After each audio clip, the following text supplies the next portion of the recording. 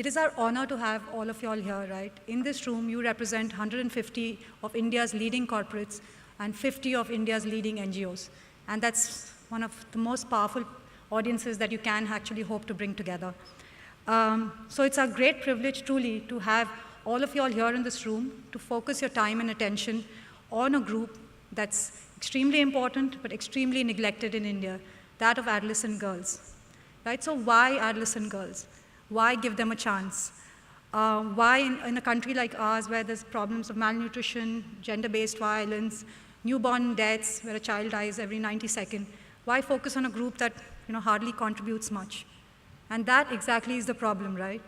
We have 113 million adolescent girls in India, which is nearly 10% of our population. But you don't see them. You can't see them. We understand women, we understand children, we understand the issues that face them, what can be done to improve their lives. But we don't know this missing middle. Girls aged between 10 to 19, they're an invisible lot, right? They don't have autonomy, they're twice discriminated against, and that makes them extremely vulnerable. And so having a day dedicated to them is extremely important because it allows us to focus our attention on what their realities are, but more important, what the possibilities can be for these people, for these girls, right? So if you look around, you'll see some of these panels and you'll know what the realities are. By the age of 15, over 50% of the girls would have dropped out of school. Maternal mortality is twice that for adolescent girls than it is for women aged between 20 and 24. 47% of the girls in the age group of 10 to 19 are underweight. So it's clearly not a very pleasant scenario to be in. But knowing this, we also know that the possibilities are huge, right? An additional year of schooling for 1,000 girls can prevent 2 maternal deaths and actually reduce child mortality for her offspring by 5 to 10%. Girls with secondary education have an 18% return in future wages as compared to boys, which is 14%. So what this basically means is if you empower girls and you educate them and you keep them healthy, a lot of issues around maternal and child mortality, gender-based violence, HIV can be addressed, and the cycle of poverty can actually be broken, right? So if you focus on girls, you can actually improve outcomes for girls, for children, for mothers, for families and communities as a whole. What this reinforces then is the fact that you need to invest more. You need to put in more research, more money, more programs to support girls. But it's very easy to say that, right? It's far more challenging to do it. And I think we at DASRA know a bit about how challenging it can be. And I'll speak to our journey to where we are today. In 2011, 4 years ago, we were approached by the Kiawa Trust, and we have Lynn and Peter here from the trust. They approached us and they said, we'd like you to map the adolescent girls landscape in India. Look at who are the high impact organizations are, and we'd like to drive investment towards that. So we spent a year doing the research. We looked at 100 organizations. We shortlisted them to 25, and then finally to 10 that featured in the report. And we said, from that 10, we'll pick 3 that we'll go and try and raise money for. So while the research took long and it was painstaking, that was actually the easy bit. The problem came when we started to raise money. Right? In the 10 years that DASRA had been in existence till then, this was one of the hardest issues to fund. As we went and met philanthropists, as we went and met high net worth individuals, they're like, we don't want to fund girls. They'll get married, they'll go away. The money that we put in is going to have no impact on society or India as a whole. And this despite the fact that we presented them with data, and like Tarun said, if you invest in girls, it adds 100 billion to the economy, right? India's adolescent mothers can add $400 billion in potential incomes over their lifetimes. That's actually the combined profits of the top 100 companies in this country. So that's the potential. We did actually raise the 3 crores that we had to, but what we realized is that there was this big gap in the development landscape, that people weren't looking at girls despite evidence to that, right? And it's at that point we said, can we bring our years of knowledge, our decades of knowledge, expertise, the ability to bring together people to this issue of adolescent girls. And so in 2013, which is 2 years ago, almost exactly to the date, we launched the DASRA Girl Alliance.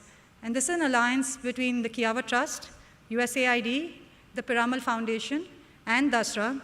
And the goal is to empower adolescent girls and improve health outcomes for girls, mothers, and children in India.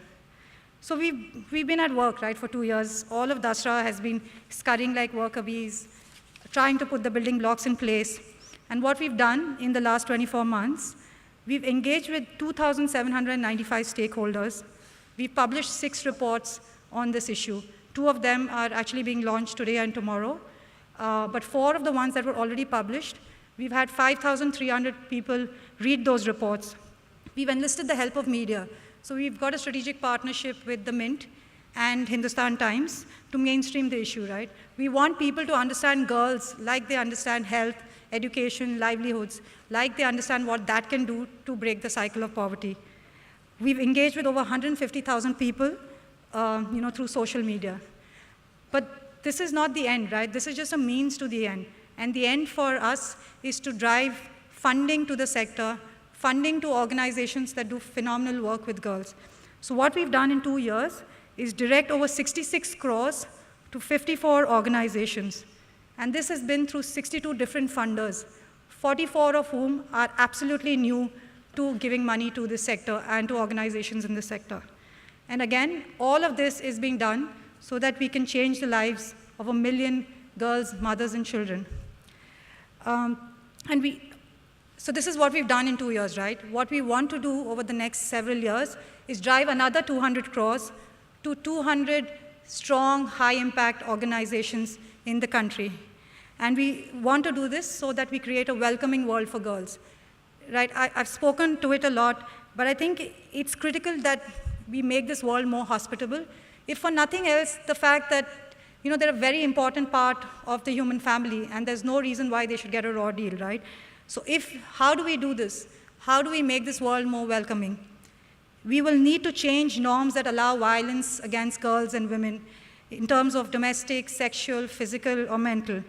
It means we have to track and improve girls' health, education, and economic realities so we truly transform their lives. And it means that we invest in them to give them a voice. And the 200-odd people in this room actually have the power to give them this voice, right? And if we need role models and examples, we have 13 organizations in this room who've done just that. They've spent their time, effort, their energies, working tirelessly with girls, boys, their families, and communities to give them a voice so that we can hear all of this. And in order to showcase their work, because clearly we realize it's very difficult for them to do the work and build support for themselves and showcase their work, right? So to showcase their work and the work that the people do, the organizations that they're part of, we launched the Dasra Girl Power Awards last year. The goal of the awards is to recognize impactful and innovative organizations that actually do outstanding work with girls. In our first edition, last year, we focused on 3 categories: health, education, and life skills. The 17 finalists last year went on to raise 4 crores post the awards, either by being featured in the report, either by receiving publicity through Hindustan Times and Mint, or by actually speaking to corporates like you in the room. This year, the awards focus on 3 new categories, and Tarun alluded to them: employability, sanitation, and safety and mobility, all with respect to girls. The awards this year are also sponsored by DSP BlackRock, and we are grateful to them to be able to do this. Again, we received 151 organizations, shortlisted them, and the 13 that we have in the room today are the finest from the applications that we received this year. And so today, I'm honored to be welcoming and celebrating these organizations across the work they do and the potential that they have for scale. For us, the 13 in this cohort, as well as the organizations from the DSI leadership, are the reason why Dasra exists. They are the reason why we bring knowledge and funding and collaboration to this sector, right? But I'm going to close with people more erudite than me. And Peter and Jennifer Buffett of the Novo Foundation, which invests entirely in girls across the world, had this to say: can we make our world, our countries, our cities, and our villages places where girls are safe, seen, and celebrated? Thank you.